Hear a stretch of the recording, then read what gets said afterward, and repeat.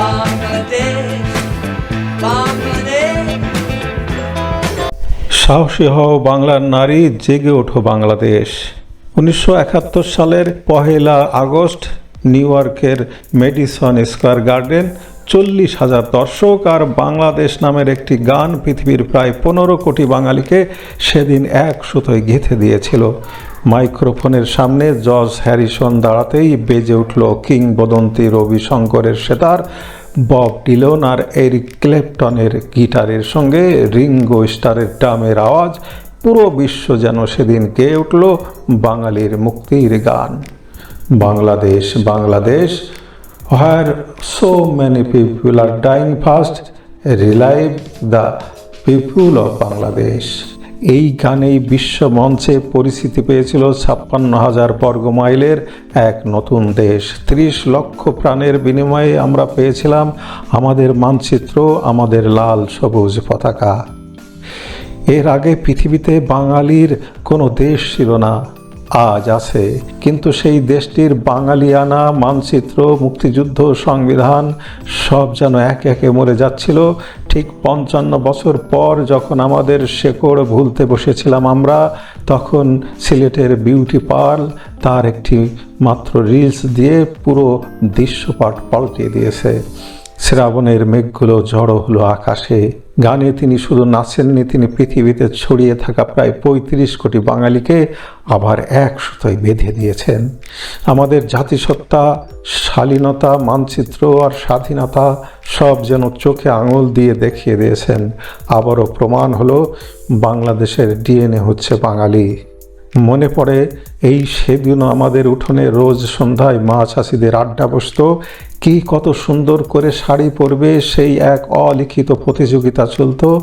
আজ থেকে 30 বছর আগে আমাদের নানি, দাদি, ফুপু, খালারা শাড়ি পরে আর পরিবারের মেয়েরা 3 পিস পরে পরম নিরাপদে অনুষ্ঠানে যেত।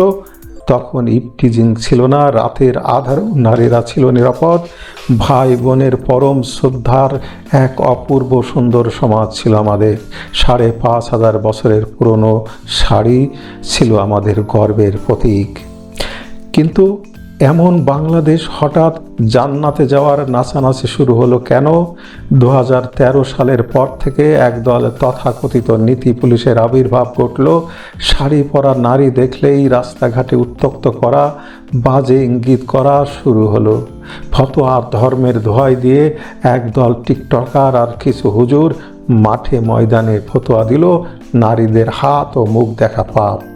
গত 2 দশকে তাবলিগের নাম করে ধর্মের অপব্যাখ্যা দিয়ে নারীদের বস্তাবন্দি করার এক ভয়ানক ষড়যন্ত্র শুরু হলো। উঠোনে এখন আর মেয়েদের মেলা বসে না, ছোট মেয়েরা খেলতে ভয় পায়। আর এই তথাকথিত তৌহিদি আবরণ আর মধ্যযুগীয় বর্বরতার আড়ালেই গত 20 বছরে পাল্লা দিয়ে বেড়েছে নারী ধর্ষণ ও শিশু বলাৎকার। আজ আপনার আদরের সন্তানটিও নিজ দেশে নিরাপদ নয়। আজ তাই সময় এসেছে ঘুরে দাঁড়ানোর, বিউটি পালের মতো ভয়কে জয় করার। ভুলে যাবেন না এই বাংলাদেশ প্রীতিলতা ওয়াদ্দাদের, এই বাংলাদেশ ডায়নামাইট হাতে দাঁড়িয়ে থাকা কল্পনা দত্তের বাংলাদেশ, এই বাংলাদেশ সুহাসিনী গাঙ্গুলি, লীলা নাগ আর ইলা মিত্রের বাংলাদেশ, এই বাংলাদেশ তারামন বিবি, সিতারা বেগম আর শহীদ রুমির মা জাহানারা ইমামের বাংলাদেশ। এই দেশ আপনার, আমার এবং অবশ্যই বিউটি পালের বাংলাদেশ। সাহসী হও বাংলার নারী, জেগে ওঠো বাংলাদেশ। শেকড়কে আঁকড়ে ধরে জেগে ওঠো প্রতিটি নারী। সাহসী হও বাংলার নারী, জেগে ওঠো বাংলাদেশ। ভিডিওটি শেয়ার করে আপনার মতামত জানান কমেন্ট বক্সে। পরবর্তী পর্ব দেখার জন্য আমাদের সাথেই থাকুন।